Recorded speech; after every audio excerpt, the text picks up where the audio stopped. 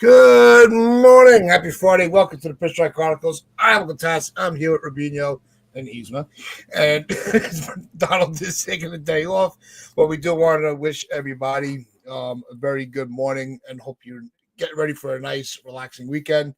What seems like there's been a lot of chatter about what's going on with Stroman not showing up to camp. I think it's a non-issue. I think this is something that he actually discussed because Boone wasn't really talking about, how it's unacceptable how he's not at camp. Um, I think it's almost in parallel to what we saw with actually with the Jets at the beginning of with their training camp with Rodgers. He has things going on, and it's something that the media just wants to kind of blow out of proportion because they can. I think that he knows that he's on the trade block and he's just trying to figure out what his next move is mentally. So I don't think that there's really much there, but it is interesting how you would think that as a pitcher, every day of practice that you can get in is essential to is vital to the success of your season. So it does concern me that he's kind of putting himself behind the eight ball on that in that regard. Rob, do you think that there's really? I don't see much there. I know it's a topic of discussion, but I don't think it's as big a deal as people. They think he's like crying, grabbing his ball, and going home. I don't see it that way. No, it's just more that today when he did show up, he had the comment that he's a starting pitcher. He doesn't want to pitch out of the bullpen. Yeah. And that was really it. He didn't say anything else that was, to me at least, of substance. A lot of people are, I think, looking too far into this because he was there the first day. He did show up on the Tuesday. There was a video of him arriving at the facility, so it's not like he didn't show up. Everyone's saying, oh, he was a no-show. It was voluntary. So like you said, it was very similar to what happens in football where players don't show up if it's voluntary. Some will, some won't. And you're not going to look bad if you don't show up to a voluntary thing. So I wouldn't blame him if he didn't no show, to be honest. This guy's been they've been talking about trading him, and he's the only player that's preventing them from making a move, apparently. So I don't blame him for being mad. If he is mad, he says he's not, but he's done nothing wrong. He's just come out. He signed a contract last year. Now a year later, the Yankees are trying to get rid of him. I wouldn't blame him if he was upset. Apparently, he's not. I don't think it's too much of a big deal. People are looking really far into this thing. Yep. Boone said it was a non-issue. Even Martino said it might be like a distraction now, but in a few days we'll probably forget about it. It shouldn't be a big deal. It doesn't change the fact that they should have tried to move him before camp broke. That this way we could have avoided all of this, but I don't think it's a big deal. If he's here, he's here. They're going to have to find a spot for him somehow. If he's not, I don't think he will be. I think eventually they will try to move him, or they will move him, but this is a Yankee issue more than it is a Stroman issue. The guy's done nothing wrong. So I think that hopefully we can move on from this, but because it just happened this morning, like literally an hour before we went live, is when he arrived and had these questions asked to him. Obviously, we had to come out and talk about it because it is Yankee news, and we're fiending for news right now. So hopefully it gets solved sooner than later, but until then, he's going to be here, and we just got to hope that it doesn't become a distraction.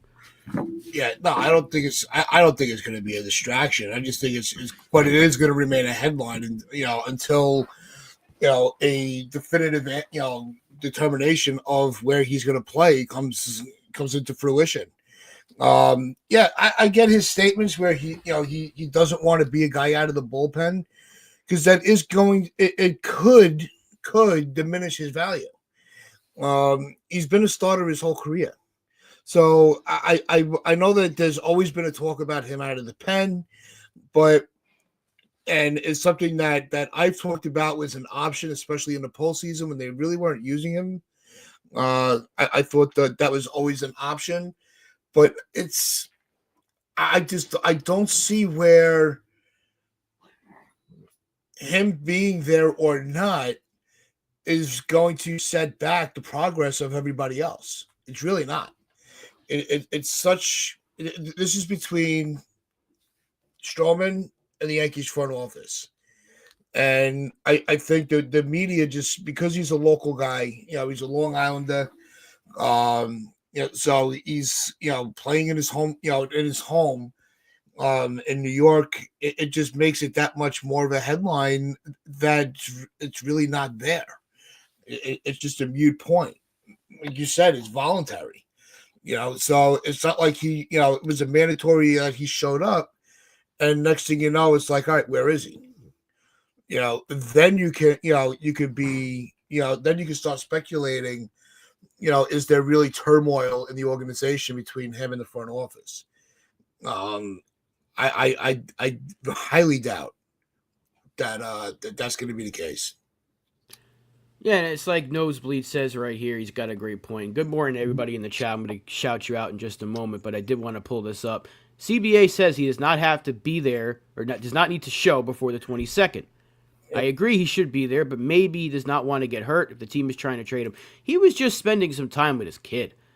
People are making it seem like he was off the grid, like, oh, where's Waldo situation. No, he was just spending some time with his family before he has to go to camp, because we all know this as athletes. We're not athletes, but I'm saying we know that athletes spend a lot of time away from their families throughout the season. So maybe he just wanted to spend an extra couple of days with his kid before he has to go be at camp every single day for the next 6 months or whatever it is. So yeah, obviously he's not going to not see his family, but it's going to be less and less because the season goes on. You're traveling left and right. It's a long season. So are we going to blame the guy for wanting to spend some time with his kid? No. People are trying to vilify the guy when he's done nothing wrong. So I'm hoping that this gets solved sooner than later. I think it's beneficial for both parties to just get a trade done sooner than later, so we don't have to worry about this. He shouldn't be a bullpen guy. His stuff isn't good for the bullpen. He is a starter. He's not wrong about that, but this does seem like another Glaber situation where, remember, he said, I'm a second baseman, and the Yankees are like, okay, you're right. So I just think at this point they have to move on from the player, because even though they might say everything is okay, clearly there's going to be some animosity there if the season starts and he's the sixth starter. So I'm hoping that they figure something out sooner than later, so we don't have to go through a whole month and a half, 2 months of this in spring training. But do want to say good morning to the chat, because we got a good 20-plus people in here via X and YouTube. So what's up to TC? We got Acevedo, John the Beagle Dad, Stevie B, Ken. Haven't seen Ken in here in a little while. Good to see Ken back. Raziel, the Great. It's good to see the boy Raziel in the chat. Who else we got? Obviously, Jonathan was here right from the start. I mean, do I even have to say his name? Jonathan's always the first one. Sean Browning's in the chat talking about we need a third baseman. Yeah. We're going to get to that later on. Yeah, can we say that even more? Say it louder for the people in the back. Mention Nosebleed as well. We got the usual suspects. We got Damian Serrano. Good to see everybody here on this Friday afternoon. It is Valentine's Day, by the way. So if any one of you got that special lady or dude in your life, make sure you do something nice for them. I don't got to worry about that. The Yankees ain't doing something nice for their pitcher, apparently, because they don't get rid of Marcus Stroman. But yeah, hopefully y'all have a good day, a good Valentine's Day if you're celebrating, and let's talk some baseball, Tats. Yep. No, look, as we're getting ready, we see the pitchers and catchers reporting, and the one thing that we enjoy doing going into spring training every year is taking an area of the team and really breaking down our thoughts on the alignment, projections, expectations. So we are kicking off our normal spring training traditions that we had for the last 4 or 5 years. We are going to be starting with the outfield. And when you look at I think the biggest key that a lot of people they're acknowledging, but they're not realizing how important it is. I want to start it off with Aaron Judge and the fact that he is going to be playing he's going back to right field where he's his strongest. His center field may not have been Gold Glove worthy at times, but he's had his 2 best seasons at center field. But he is a natural right fielder. So the fact that they were able to make the moves to put him back where he belongs, I think really got the offseason off to the right start. Uh, Leaving him in right field, you got the judges' chambers in that area, and that's his home, and it's good to see that they made the moves to put him back there. So, do you think that this is something where you're going to see? Obviously, his bat's going to be there, but speaking, strictly with the defensive end, I think this is somewhere where we're really going to see Judge really just as sharp as ever. Yeah, I think you're absolutely right. And good morning to Izzy and Jake Boss in the chat. Ambro Acevedo, I'm just gonna call him Acevedo. The workload off him is great. He's right. He is right. Having him back in right field should take a lot of the weight off of him, both literally and figuratively. Interestingly enough, his two worst postseasons came when he had his best regular seasons, and he was playing in center field. So maybe that, I don't know. This might just be too much of an excuse for the guy, but maybe with the workload off of him of having to run in center field all season long will help him out. I don't know. Maybe he'll stay more fresh. I don't know what it is about him in the postseason, but nonetheless, he is the most important player on this team. If he's hitting like Aaron Judge, at least in the regular season, the Yankees are going to win a lot of games. He's a threat in the lineup every single time he comes to the plate. He is, to me, the best player in baseball. MLB Network says he's number 2. That's fine. But I'm going to pull up the projections and the numbers for him for last year, so I'm going to block ourselves for a second. You've seen enough of our mugs this morning. But we got Aaron Judge's numbers in 2024. He was an absolute monster. 2024 numbers, 322, 458, 701. Those are not a mistake. Those are his numbers from last season. 58 homers, 144 ribbies, 218 WRC plus, and an 11.2 FWAR. He was 11 wins better than his replacement. Now, ZiPS, I use ZiPS because, like I said the other day, they seem to be more of the best case scenario in terms of projections. They got him having a down year, but these are still phenomenal numbers. 282, 409, 600, 46 homers, 124 ribbies, a 180 WRC plus, and still a very good 7.7 WAR. So, obviously, Aaron Judge is the guy that's going to make this Yankee lineup go round if he's hitting like his usual self. The Yankees are going to win a lot of games, and he's going to make everyone else around him better. Now, was a lot of that because he had Soto? Possibly, because Soto had his best season with Judge behind him, and Judge had arguably his best season with Soto in front of him. So the real question is, are we going to have that kind of a presence in front of or behind Judge this year? I don't think so. So we're going to have to see how much of his numbers last year were anchored by having Soto with him in the lineup. So that's going to be very important. But even if he hits to those projections, those are phenomenal numbers. And he is going to be the best player in this lineup. No questions asked. We need 99 to lead us, both in the regular season and in October. And if he does that, this team will have a very good chance to win a championship. But a lot of it is on his shoulders. He's the captain for a reason. He's got to go out there and prove it. And he does every single year offensively, at least in the regular season. But I think him being back in his natural position of right field, where he is one of the best right fielders in the game, I think is going to help him out a lot. Yeah, and a lot of people are going to look at those ZiP numbers and be like, and those are still numbers where you would take that, 6 out of 7 days a week from a player with his caliber. They're still great numbers. But I believe they are taking into account the fact that he doesn't have Soto in the lineup. And if they're going to say bat him third, it's not like the Yankees have powerhouses batting second and cleanup right now. So they're also taking into account the players that are, that he's in between are not going to give him the protection. So you're going to see a lot of times the bat be taken out of his hand.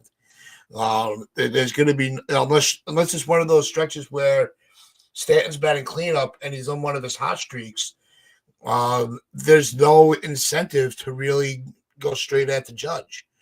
So he's not going to have the ability to swing the bat like he did last year. The Soto factor, Soto sees a lot of pitches. They're exhausted by the time they got through Soto, and that greatly benefited Judge.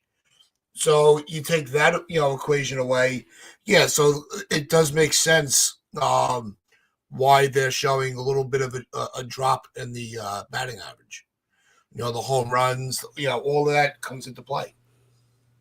Yeah, and it's also going to be important, like you said, to figure out who is hitting in front of him or behind him. Is Judge Yep. batting second this year? Is he batting third? They seem to really like having the lefty in front of him, so maybe they keep Judge in the 3 spot. But then who bats second? Is it Bellinger? Do they go Jazz in this 2 hole? They can go a lot of different directions there. Nobody knows what this Yankee lineup is going to look like. It's really just trying to figure out where does Judge play, and TC's got a great point. Players in their correct position will be huge. Acevedo, let's see what he's saying here. Stanton will go off for the first 2 months, and then 1 month out, back for August and mashed again. Yeah, it'll be the never-ending cycle with Stanton. He'll probably get off to a red-hot start, and then get hurt. And we'll miss him. And when he comes back, they'll start to win again. We just got to hope he's healthy for October at this point. That's what we really need. Ken saying, if Bellinger hits in front of Judge, Bellinger's stats should take a big jump. Bellinger is a low strikeout guy and could prove beneficial to Judge as Soto was. I think that's the route they're going to go. I think Bellinger will be 2 and Judge will be 3. It's just really about who bats leadoff. Do they want to lump 2 lefties together? Let's say Jazz leads off. Do they want to go lefty, lefty, righty, righty? Because you're more than likely going to have Stanton bat cleanup. So I'm not really sure which route they want to go, but I like Bellinger in front of Judge. I don't like Bellinger behind Judge. I think Bellinger belongs in the 2 spot. So I think Ken's onto something there. It's just really figuring out who's batting leadoff, because I think that's where Dominguez, the leadoff hitter, does come into play. Because he's a switch hitter, so it doesn't really matter who you're facing. You could have him batting. Well, you're not going to have him batting righty against a righty, but that's, again, figuring out leadoff is really the biggest issue. John, what's up in the chat? I'll put my thoughts with Dominguez on leadoff till we get to him in the projections. Right. But if I would start the season with Jazz, Belly, Judge, I think that's the way they're going to go. I think that's how they're leaning. Just until some other players kind of get their footing. And I'll elaborate more on that once we get further into the outfield discussions. But when when it comes to Judge, it's always going to come down to who's around him that's hot. If somebody's, like we said, like I said with Stanton, if he's in one of his hot streaks, they're going to have no choice but to try to attack Judge. They can't just put him on base and then have Stanton hit one out for 2 runs. So it also comes down to Stanton's health. Is going to be a big play in it. It all trickles. What's going on, NFV? I think that it's really that's why we were talking so much this offseason about completing the team, because we needed solid a solid lineup. We needed a deep lineup, and they're not deep at this point. We'll see where spring training takes us of who's really taking control of their positions. But the deeper the lineup, the better it is for Judge, because even if you try to pitch around him, there's going to be somebody behind him that's on a hot streak. I think we're going to see the cleanup position a little more fluid than we traditionally see. Yeah, once they figure out leadoff and really just about who's around Judge, because now with Soto gone, I know we don't want to keep bringing up his name, but with him gone, it's Aaron Judge and Stanton. Those are like the 2 big boppers, and if Stanton goes down, or if God forbid Judge goes down, this lineup could be in trouble. So we got to hope that the guys around him are producing. Bellinger's a very big key, as is Dominguez at the bottom of the order most likely, unless they bat him leadoff. Jazz, Wells, Goldschmidt. There's a lot of guys that do need to step up. Let's see what we got here from Ken. Dominguez isn't a great right-handed hitter. I'm not sure if the Yankees have ever had a rookie prospect. Yeah, that's why I don't want him leading off just yet. I've said it in the past. I believe he's the perfect leadoff hitter in today's game, but he has to get there first. He has to produce. He has to get here and hit. We can't just throw him into the fire as a leadoff hitter. I do think he'll be very good, because in today's game, especially with the Yankees, they like speed, but even though they don't steal a lot of bases, but they like pop out of the leadoff spot. They don't like the the 340 slap hitter. They don't really like that in the leadoff spot. They like guys that can get the ball over the wall. I know that's not what most people prefer in the leadoff spot, but that's what the Yankees like. So I think Dominguez eventually does project to be a very good leadoff hitter. Yeah. But Yep. go ahead, Ted. Go ahead. No. I was going to move on to the next guy on the list because we're going to save Dominguez for last. Let's go on to our newest center fielder, former Cub, now New York Yankee, Cody Bellinger. Coming off of a so-so season in Chicago, 266, 325, 426 slash line, 18 homers, 78 ribbies, a 109 WRC plus, and he was still a 2.2 WAR player. Now, Zips does have him being a little bit better this year in terms of power and run production. They do have him a slight jump, 20 homers, 81 ribbies. I think it'll be higher than that because of Yankee Stadium. A 113 WRC plus and a 3 F4, but the slash line is pretty similar, although they do have his slugging jumping up nearly 20 points. So what do you think about those projections for Bellinger? You think he'll be around those numbers or a bit better? Yeah, I think a lefty at Yankee Stadium with the short porch, you're going to expect them to project, a jump in numbers. It's almost inevitable. I mean, we're not talking an astronomical amount of, home runs being hit. It's only, a handful. But I think that the, left field is going to play well for him. Right field, rather, is going to play well for him in the park, especially hitting from that side. And I'm going to say I could see a lot of, hits in the gap between center and right, being able to, keep the production going.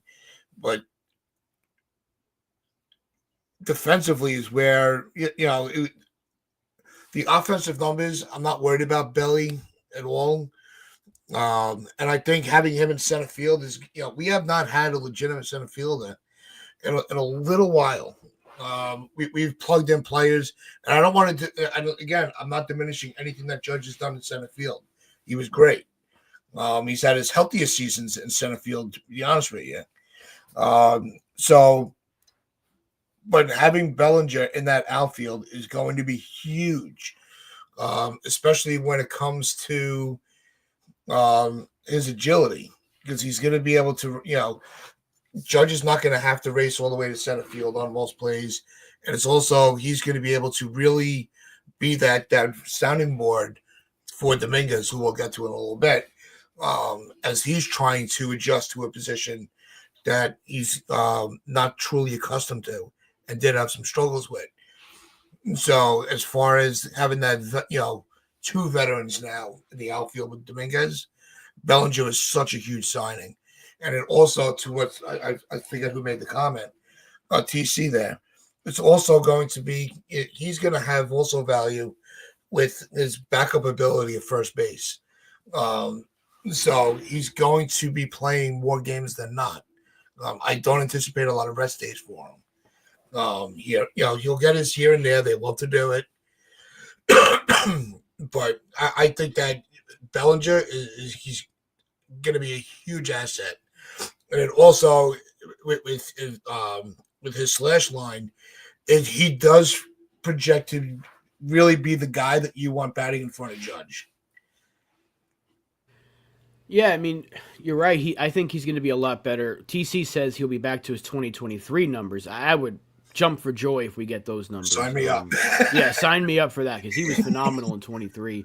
Acevedo saying that Bellinger should be in left field. His experience out there will help Dominguez in center and Judge in right. I would agree with that normally, but the reason why I think it's smart to keep Dominguez in left is because eventually they're going to want Spencer Jones in center field. And if you get Dominguez accustomed to left right now, you won't have to worry about there being a learning curve in a year or two. Because it's very possible that next year Bellinger is, there you go, TC, that Bellinger is the first baseman next season and Spencer Jones is in center field. If everything goes according to plan, if Jones takes that leap that we hope he does this year, he could be the starting center fielder next year. And Dominguez, with a year of experience in left, you'll still have Judge and right, and then eventually Bellinger can play first. That could be what they do. if Bellinger opts in. I think he will, because if Bellinger puts up similar numbers, he's going to opt in. No one's going to give him $25 Yeah. million for 18 home runs and a league average numbers, basically. But that could be their plan if they miss out on the Murakamis and the Vladdies of the world, which is entirely possible. So that could be the plan. I don't think that. If Spencer Jones was traded, then they might have put Dominguez in center field and been like, okay, he's used to center field. Let's put Bellinger in left. He's professional enough. And like NFE says, he's a Gold Glover in center. So you get Dominguez accustomed to left field. He's young. He's athletic enough. He can handle left field. You get him accustomed to it now because that could be your outfield for the next 7 years of Dominguez, Jones, and Judge. Eventually, someone will have to take over right field for Judge, but you want to get him accustomed to it now. And I think that's the right move they're making with Dominguez. Yeah, I'm I don't want to get too into Dominguez until we pull his numbers up, but if this is what we're going to get out of Bellinger, along with what we're getting out of Judge for the two guys that we've talked about, it's going to set the offense up nicely when it comes to production at the plate. How it plays out, throughout the rest of the lineup is still very questionable. But if you're able to have that trio of Bellinger, Judge, and Stanton as your 2, 3, 4, mix and match them any way you want. That's where we're going to get that run support for a very plus pitching staff. So that's where they have to really set this lineup up nicely. And when you have somebody of Bellinger's caliber in center, it's also going to have, think of the run production, the run prevention that it's going to have, being able to get the ball back into the infield. So you're going to have Bellinger and Judge. Who's going to run on those guys? So you're going to see a lot of long singles rather than doubles, standing up.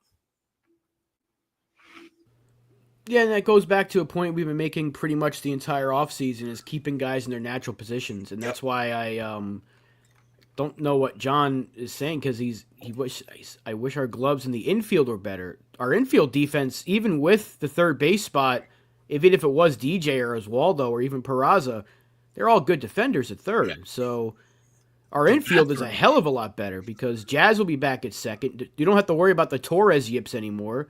And Goldschmidt's a far better first baseman than Rizzo was last year. So I think the infield is actually fine. So I think all around defensively, even if we do go in-house at third, the defense is going to be really good. It's just hoping that Dominguez does take to left field relatively well. We can't have him having some adventures out there a la Aaron Hicks from a few years ago. So I don't think that'll be the case. But a lot of it, defensively, Bellinger is going to be great. And Judge will be better with it. And Ken Eli is not allowed in here anymore. Yeah, for obvious reasons. But, yeah. Eli got put in the bathroom. Yeah, he got put in the bathroom, and he's not coming out for a very long time. He's got to behave himself before we give him a third shot. But anyway, yeah, the defense is solid. But I'm excited for Bellinger. I am excited. I think he's going to have a good year. I think Yankee Stadium will really benefit him. And it's definitely going to be a lot better watching the outfield play defense this year. Because Judge, even though he did the job, he was below average in center. And we know Soto wasn't great, and obviously Verdugo was really good in left, but he couldn't hit. So if Dominguez is just average defensively with a good bat, we got nothing to worry about. But keeping it on Bellinger until we get to the Martian, I really did like the trade, and I think he's the guy that's a lot of people are kind of looking down on, because apparently people on Twitter think he's like in his 30s. The dude's 29, so and we only have him for 2 more years. I think it's going to, NFE's trade proposal, Murakami for Stanton, yeah, it's a great trade. I think Bellinger's in for a really big season. I don't know if he'll reach the 30 home run mark, but if he can get like 25 and jump that RBI count to like into upper 80s, into the 90s, something like that, I think we'll be in really good shape. Yeah, what's going on, Will? Good to see you joining in this morning. Um, no, I think if you're able to get, at the bottom of the lineup, the way that we expected, we're expecting to have the on base percentage and really work the counts. It's going to be a situation where, yeah, you're going to see opportunities for the top of the lineup to have an uptick in the RBIs, especially to start the year with guys like Volpe and Dominguez. It's you're going to see the opportunities for them to be driven in. So I do expect the top of the order to really have an uptick in the RBIs, and that's going to benefit Bellinger. It's also going to benefit Judge. So those two guys are going to have. I think they're going to have an exceptional RBI stats at the end of the season. I would be shocked if they really went under the expectation. Yeah, the biggest question, and Dev re-upping for third month. Dev says, "What's up? Good to see you in the chat, Dev. I hope you're enjoying those cards. He got them recently in the mail. We teased that the other day. We do have some more giveaways coming along as the spring goes along, so some more stuff to look forward to here for our chat because we do appreciate you guys so much, and we hope to see more people involved in the next giveaway because we didn't have too many entries. I want to see more entries in the next one. I think you're going to like the next one, guys. I'm just teasing it now. We're going to wait until we got the boys, the whole band back together again, but I think you're going to like this next giveaway. It is very Yankee-oriented. There's a little teaser for you, so I hope to see more entries in the next one. But something else I'm very excited for is the arrival of the Martian. He is out of this world. It's Jasson Dominguez. He is the third and final guy we're going to project here today. Obviously, last year he only played 18 games. Don't look at those numbers. They weren't very good. Yeah. However, Zips is very high on the kid. 254, 324, 420. That's well above league average. 16 home runs, 56 ribbies. Okay, not too bad. A 112 weighted runs created plus, which is nice, about 12 points above league average. And a 2.0 F WAR. So Zip's pretty high on the Martian. They think he's going to get a lot of playing time, as he should, and they think he will produce in that playing time. We saw in that brief stint in 2023, the kid certainly has the pop. He has the ability. It's just all about putting it all together and letting him get every day at bats. So Tats, expectations for the Martian, do you think he'll reach those numbers? Do you think he'll be better, below? What do you think? I think those are actually very realistic numbers. I don't see. I think a full season of Dominguez is something that we've been waiting for a long time. No, and if I do want to manage the expectations, and I'm not saying that's why I'm not like, oh, he's he's going to get rookie of the year. He's going to I'm not. I don't want to get into the weeds with that. I think he's going to serve his purpose where he's going to have that power. He's gonna, he's got the speed. One thing that they don't tell you is, the base running. His ability to stretch a single to a double. And getting from second to home. Those are things that I think are going to play out very well for him. Excuse me. The power, I'm not worried about the power. I know what we saw when he first came up. Where he was just mashing.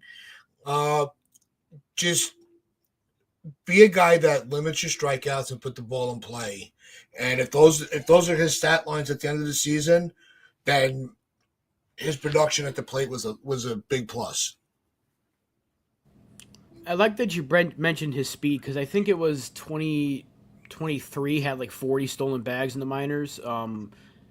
Guy can run, and that's why I think he's going to really he's going to play well in left field because he's got the speed element, something that I know Bellinger is a quick runner, or even Judge. I think Dominguez is a much better runner than Aaron Judge. That's why I think he'll be able to take left field and run with it, so to speak. There's a pun for you, a bad pun on this Friday morning, but I really like Jasson Dominguez. Now, I know I want to manage the expectations, but I think he's in for a big season. I'm not saying he's going to go win Rookie of the Year, MVP, any of that stuff. He's going to be an all-star, but I do think that he's got all the ability in the world to go out there and put up that kind of a stat line. To me, that would be well above expectations for a rookie. I know we saw guys like Merrill and Jackson and Chirrio last year really knock it out of the park as rookies, and that'd be phenomenal if we got that kind of production from Dominguez. But if he put up those kind of numbers, I would be ecstatic because that would probably put him in the consideration for Rookie of the Year. And it'd be pretty sweet to have a couple of back-to-back Rookie of the Year winners. So, but I think Dominguez is in for a really good season. I think it's going to be the start of something really special, and the eventual outfield of him and Jones and Judge is going to be something fun to watch. But I'm excited for him. Maybe I need to manage the expectations more, but Damien brings up a good point. Volpe was a 2020 in his rookie season, and Dominguez can absolutely break that. He can get on base more than Volpe did. That's the thing. He can draw his walks. He even last year with the average below 200, he still got on base at a 314 clip, I think it was. So he can get on base, and he's got damn good power. But something that Ken mentioned earlier, he needs to improve on his swing from the right side. When he does that, he'll be an even bigger threat at the plate. I think the sky's the limit for him, but if Dominguez doesn't hit 350 with 40 home runs, cut him. Yeah, exactly. Some people are going to see him. Yeah, he's going to end up hitting like 280 with like 20 home runs, and some people be like, "Oh, he's not Mantle." So, yeah, I think it's going to be really fun to watch him. I'm excited for him. I'm glad he's going to get the chance to play. He better win that job, and they better play him every single day. That's all I know. If he does make the team out of spring, which he should, he needs to play every single day. He needs the Volpe treatment, and you're going to see exactly what he can produce at the plate. I'm very excited for him. Now, I want to slip into it, some of the defensive discussions that we've had, but do you really think that it's going to be a competition? Like, who else is going to play left field? Who, Grisham? You're going to play him every day and put Dominguez on the bench? I don't see that. That'll never happen. Even as much as, we throw shade at the way Boone manages and puts his lineups together, he would never be able to walk around in this town if he made that switch. And keep in mind, one of the things at the end of the season, when they talked to Dominguez about his struggles with left field, he goes, it was embarrassing. Like, he held himself accountable. He wasn't like, well, I never played that position before. No, he's like, look, it's a new experience for me, and he has been working his ass off this whole season on his left field range. So I really think, especially with a full spring training, I think his defense is going to be so above what we expected to see. He said, I'm not saying Gold Glove. I want to temper the expectation, but what we saw last year with those, with some of the hiccups, I don't think we see them at all. Yeah, the fact that he's going to have a whole off season to work on it, because he was hurt last year, he was rehabbing, and then he was playing center, he was DHing, so we have to take all those things into account. Ken brings up Everson Pereira. He asked earlier about his chances of making the team. I like Pereira. I don't know I think he was given a fourth option this year, so they're probably going to use that to their advantage. Although he is a guy that I think would give the Yankees a really good chance to play him every day, because if they put Bellinger at first on some occasions, they DH Judge. Pereira would be my fourth outfielder over Grisham. That's another reason, even though I like Grisham, I don't know why they gave him $5 million when they're penny pinching. So I think Pereira, healthy, has a really good shot. Let's not forget, he was once one of our top five guys. Like, it was like Dominguez and Pereira and Jones. They were all like lumped together. Really exciting prospects. Pereira was really good last year before he went down with the injury. So he's got to be healthy first. But I do think eventually Pereira will be a guy the Yankees look at if they do have an injury, or he might be a trade chip at some point, because they got to figure out a place to put all these guys.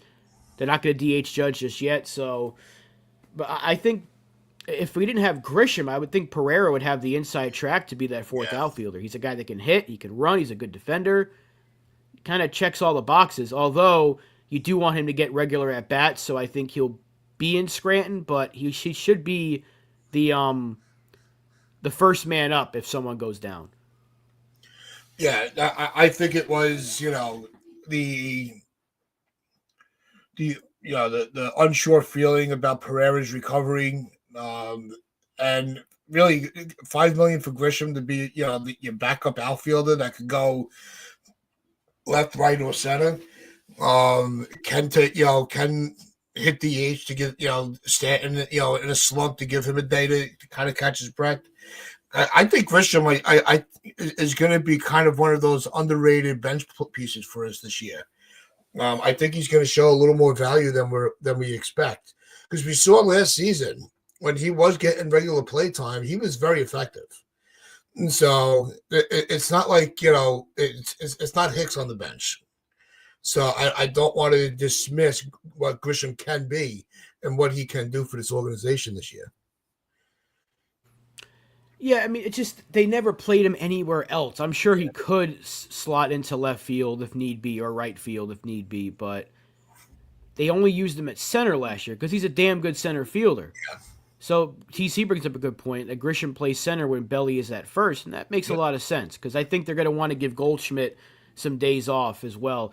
That might be the best way they can prevent injury to Stanton is if they don't play him every day, but at the same time, you kind of need him to play every day because he is one of your best hitters. So you play Stanton if he's healthy, but if he says one thing like I might have tweaked something, you sit him. You sit him and you let him sit.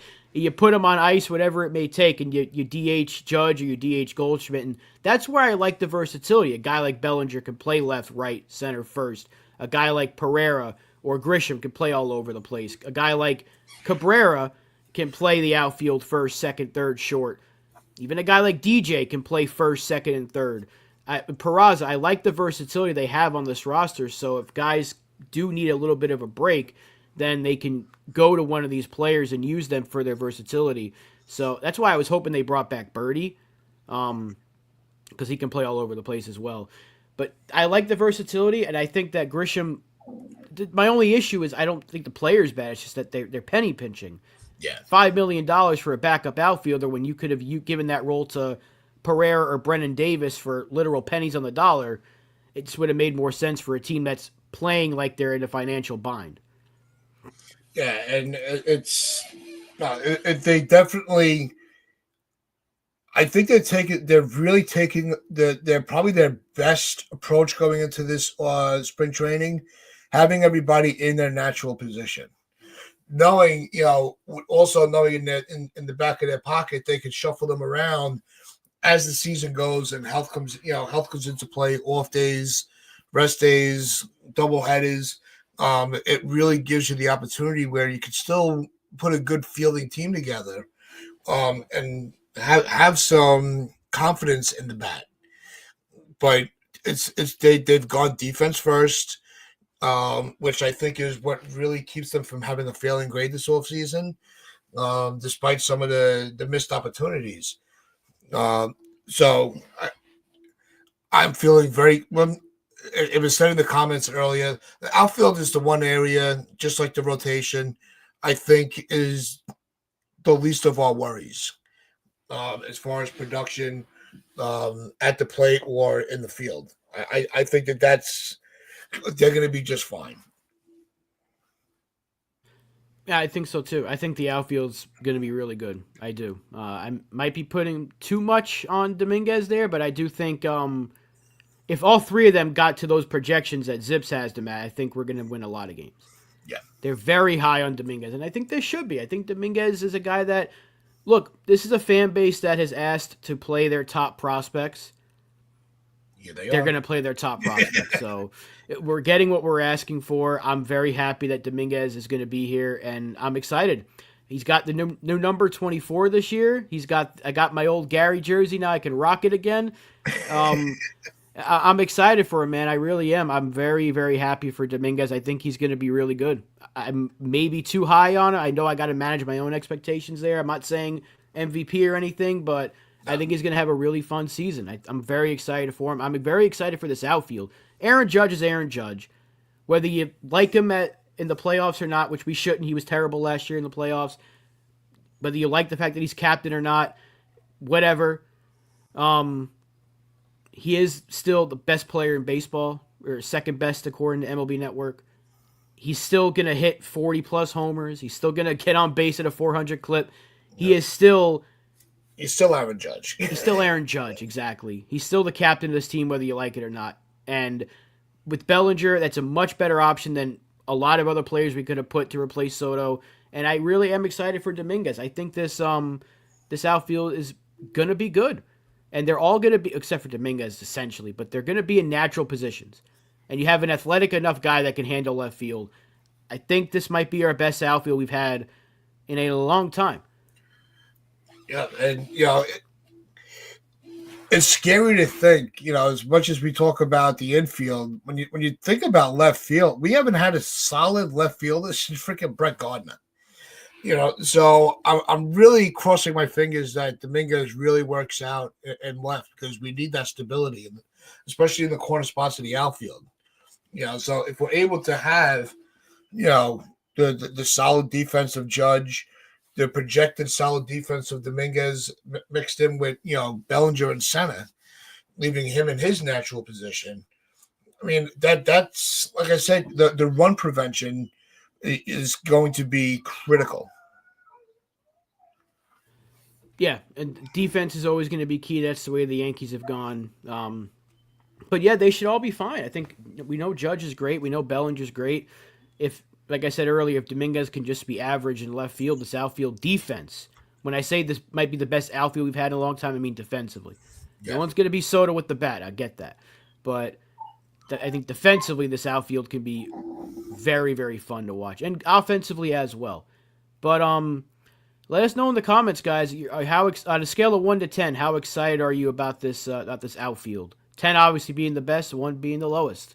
Let us know in the chat. But while you do that, I think it's only fitting that we wrap this show up. We wrap up this week with some of the same conversations we've been having for the last 2 months, because it's still out there. The name is still out there. We all know that one of the third base options is now officially off the board. Alex Bregman is a Boston Red Sox. I feel like that's partially my fault, because the other day I said if the Red Sox get Bregman, then they are a legitimate threat. And like 12 hours later, they got Bregman. So I'm going to apologize for that one. But the Yankees, once again, depending on what reports you look at, are getting linked to Arenado. It's like snip, snap, like Michael Scott in The Office, because some say yes, some say no. I don't know what to believe, but should the Yankees go and get Nolan Arenado, and should both teams just bite the bullet on what they're asking for and be like, Stroman for Arenado? Would that work out for both sides? Because the Yankees need to move Stroman. The Cardinals need to move Arenado. Is this something that the Yankees should do? Or should we just stop talking about it and move on with the in-house options? No, I think that's really the way they should go. It's almost like a correction of the contract for contract trade that they messed up with Sanchez and Donaldson. When we said, we broke it down and analyzed that it was, a bad contract for a bad contract. I think in this situation, if you're going to trade player for player, it really serves a need for both teams, because St. Louis needs some pitching stability, and we need somebody to shore up that hot corner. And Arenado fits that bill with a lot more confidence than, and obviously, especially DJ. He's a show of himself. Leave him as a bench player. He should not be an everyday player anymore. We've said that, and I think for his reputation and memory for the fans, he's got to just accept his role, that he's not who he was, and the Yankees need to acknowledge that he's not who he was. And I think the Yankees are the ones having the hardest time coping with that, because of the money that they're paying him, which is not a lot. But it's still enough to where it is delaying them from moving on. But I think Arenado's the guy to get. It sucks that Bregman had to go to Boston. But to be honest with myself and everybody, the better Boston is, the more exciting the season gets. Baseball's better when both teams are good. So when you get a chance to have those two teams duke it out all year, in the division, it's more eyes on the sport, more eyes on the game, and that only serves a positive purpose. Yeah, I mean, it's going to make the rivalry more exciting, that's for sure, because it's been kind of a dud for a while, probably since they got into that brawl in 2018. The was that 2018 where Tyler Austin got put in, he got hit, and then Judge put Joe Kelly in a chokehold. That's what it was. Judge and Stanton like pushed the entire Red Sox team towards the dugout, and then CC was an absolute. I'll never forget Joe's McFly's reaction to that, where he said, "Oh, there's CC," and he said some words that I can't say on there. And there was also a guy that looked like David Ortiz. It was a hilarious reaction video, but Yeah. I'll never forget that fight. But since then, the rivalry's been kind of blah. So I am excited to see it if we can ramp it up again, especially considering Bregman is very hated amongst Yankees fans. So we'll see how that goes. But it talks about Arenado. The reason why I keep bringing it up is because the Cardinals beat writer is saying, according to his sources, that the Cardinals are expected to ramp up trade talks. Then hours later, their GM comes out and says, "Oh, he'll probably be on our team opening day." That's such a bad look for a team that said all offseason plan A, B, and C was to trade this player, and now you're like, he'll probably be here. They're trying to clear his spot so they can play younger players. Yeah. The Yankees don't have a third baseman. They don't. And I just don't know why this hasn't happened yet. I get why the Yankees are kind of like, we don't want to take on too much money. It's the same situation the Yankees are trying to trade Stroman. Teams are like, why should we help you out? And the Yankees are probably saying the same thing to the Cardinals. Why should we help you out taking on more money for a player that you're actively trying to get rid of? That's why I think this is kind of like an NBA sort of trade where the money almost is similar, where the salaries match. Maybe you have to make the salaries match if you're the Cardinals, or if you look at it from a Cardinals perspective, they're saving more money in the long run because they'd only get Stroman for 2 years, so they'd save 6.5 this year and next, and the Yankees would be on the hook for all 25 of his final year. That's probably what the Yankees are like, we don't want to take on all $25 million.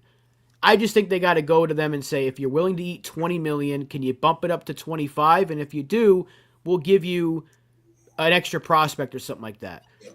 I feel like this is the only player left that they can get that would be an upgrade. And that's the thing. It's not, I know he's not the player he once was. I know he's older, but we're looking at DJ LeMahieu potentially being our starter. And like NFE says, he's an immediate upgrade over the internal options. And I like Cabrera and I like Peraza, and I can't stress that enough. I like these guys. They're nothing more than a platoon right now.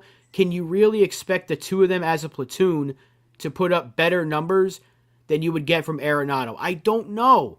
Because the more playing time Cabrera gets, the more his the more he gets exposed and the more his numbers drop. And Peraza, as much as I like him, the Yankees haven't given him that shot. So this would be his chance to go take it, but they're so married, like Raziel keeps saying, to the contract of DJ LeMahieu that they're going to continue to push that guy. So I wish they would just accept defeat and stop trying to convince themselves, because like I said the other day, they ain't going to convince us that DJ's the player he once was. It's Arenado or it's nothing else. And that's why we're going to keep talking about it until we get a definitive no. The Yankees haven't come out and said anything, but guys like Rosenthal, Jeff Passan, Buster Olney, Jack Curry, they're all saying there's no discussions, but then you're hearing from a bunch of other sides like, oh, the Yankees have had some interest.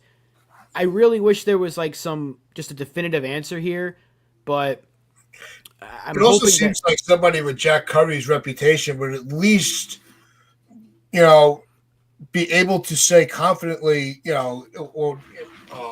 that, we're not hearing anything as far as, internal discussions about, money or anything. But Curry he's got the ability and the trust from us as fans, that if he was to report that, that they've had discussions, but it's just, a very quick conversation, it's a non-issue. So being that Jack Curry is not even saying anything leads me to believe that it's more St. Louis's side kind of trying to create the smoke rather than the New York media for a change. I think Curry did say that there was nothing going on there before. I'm not sure if that was the most recent episode of Hot Stove or like previous ones before that, but there's some people saying the Yankees would take him at their price or they have to move Stroman in order to add more salary. I think there were conversations, even though people say there weren't. I think there had to have been because the Cardinals GM was saying that they've been limited to like 5 teams to talk to because Arenado would only accept a trade to certain teams. When Bregman went to Boston, that took off his top choice. The Dodgers don't need him. The Mets, I don't think the Mets were on that list. They wouldn't. They probably wouldn't trade him to the Cubs. I don't know if he would take a trade to the Tigers. He already said no to the Astros. What other team is out there that would give him a chance to win immediately? Right? Do the Phillies need a third baseman? No, because they have Alec Boehm. Red Sox are off the list. The Orioles don't need one. Like, I'm trying to think of what teams in the National League. The Braves, no, they got Austin Riley. So, like, what team realistically? Even the Cubs don't need a third baseman because they got Matt Shaw ready to come up and play right now. Yeah. And yeah, the Tigers are the only one I can think of, Stevie B. But they have so many. They got Glaber to play second. They can use Vreeling at third. They got Trey Sweeney at short. And they have a couple other younger players they got coming up.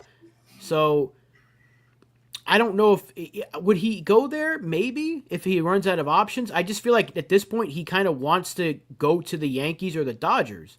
Like I'm not sure. But if this player's got the control where he goes, and you said it all offseason, it's plan A, B, and C to trade him. I just think they got to make this deal. Both teams got to just swallow their pride a bit. The Yankees can absolutely afford to add out Arenado. They got to stop playing. I don't want to hear it. I've given them a lot of credit for their offseason. I've given Hal a lot of credit for what he's done in terms of spending money, but you can miss me with that. We can't afford this player without moving player X. I can't do that. I can't hear that. You're the New York Yankees. You're loaded with money more than any other team in professional sports, essentially. I don't want to hear that you can't afford to make an actual upgrade. That's my point. When people bring up Donaldson, they made the upgrade when they didn't need to. Now they're not making the upgrade when they need to. That's the issue I'm having here. So you need the upgrade. Go make the upgrade. And I don't. It's just.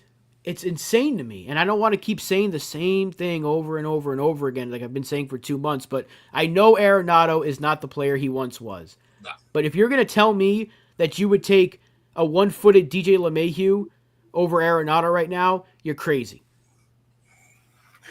Yep. And don't discount the Tigers with, Arenado either. Yeah, Nosebleed. I don't think. No, we're not saying Stroman to the Tigers. It would be to St. Louis for in that trade. But the Tigers really wanted Bregman. So now they're still looking for a veteran third baseman to work with this infield. So don't discount the Tigers maybe up in their talks with St. Louis either. So it could be down to the 2 teams of Detroit and New York. The Yankees better pull the trigger first because they can't afford to keep letting the price drop and go through all these negotiations. Just get it done. Start the season however you start it. But they have to. They can't rely on LeMahieu for third base. I don't want to put Cabrera there because Cabrera's only the best value is a utility guy. Let me say, and if he's stuck at one base, then that takes away the ability to give other guys, rest days as well. So if you're able to pair up, Peraza, if he really has that type of spring like he did a couple years ago before Volpe, kind of just took the job, and rightfully so, by the way. I mean, Volpe had a phenomenal spring, but so did Peraza. So he's not a stranger to that side of the infield. I think he would be fine at third. But even if, Arenado is still a better option than the 3 that we're talking about. So the Yankees have to get this deal done. Yeah, Nosebleed, I get what you're saying. I think it was NFE that was saying call up the Tigers for one of their infielders. Again, if they're looking for an infielder, why would they trade one? Like that's what I'm saying. Because if they get Arenado, they can just put Vreeling in left field. Because that's what they did last year. Because Vreeling wasn't a good third baseman, but the options there's none of them outside of Arenado. I see Willie Castro's name get thrown around left and right.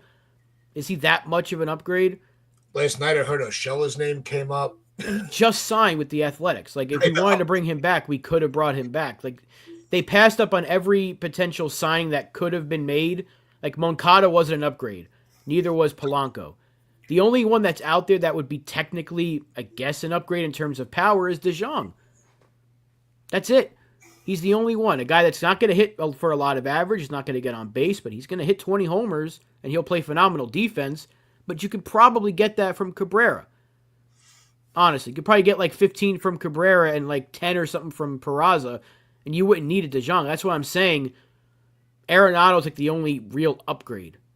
Bregman obviously was, but he's no longer available. So it's either Arenado or we're going in-house. And Stevie brings up a good point about the deferred payments.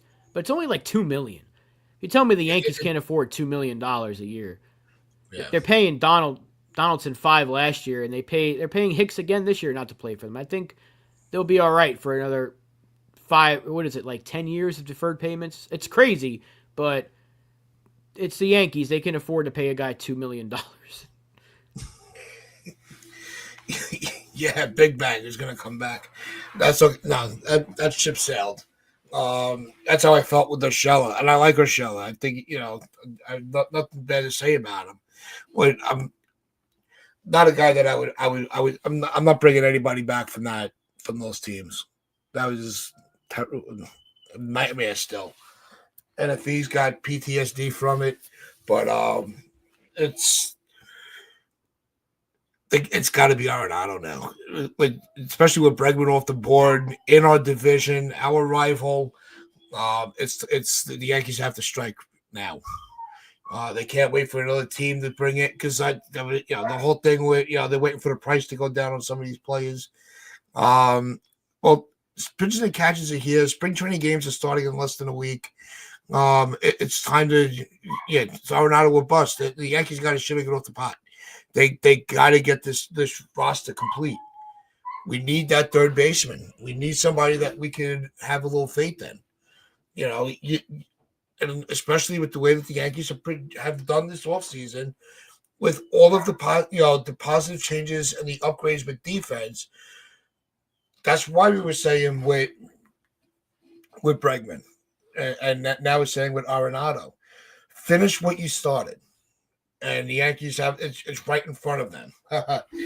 So, to put a positive spin on that phrase for a change, it really is. But and it's over. Don't move Schmidt to the bullpen. You can't do that. Look, I have a lot of respect for Stroman. For somebody that he blocked all of the whole Yankee social media community. Had not a lot. Really, him and Cashman have had their battles in the papers, but Stroman, look, he says what's on his mind. But I'm not moving Schmidt to the bullpen. I think he's going to be. Where are you going to find a better fifth starter that actually is productive all year? Because Stroman's second halves are really not that strong. So. Which we knew going into the contract, we were going to get half a year out of him each go around. So, and he took a discount to come here. So I'm not going to, I don't want to trash Stroman, because he's done, he just wants to play. He wants to know where he fits, and you can't blame him for that. Yep, exactly. No, Schmidt shouldn't go to the bullpen, not at this stage. He's good for 5+ innings, 3 earned runs or less every single start. That's ideal for the bottom of the rotation. And they got him for like 2 more years of arbitration, so I think they're going to...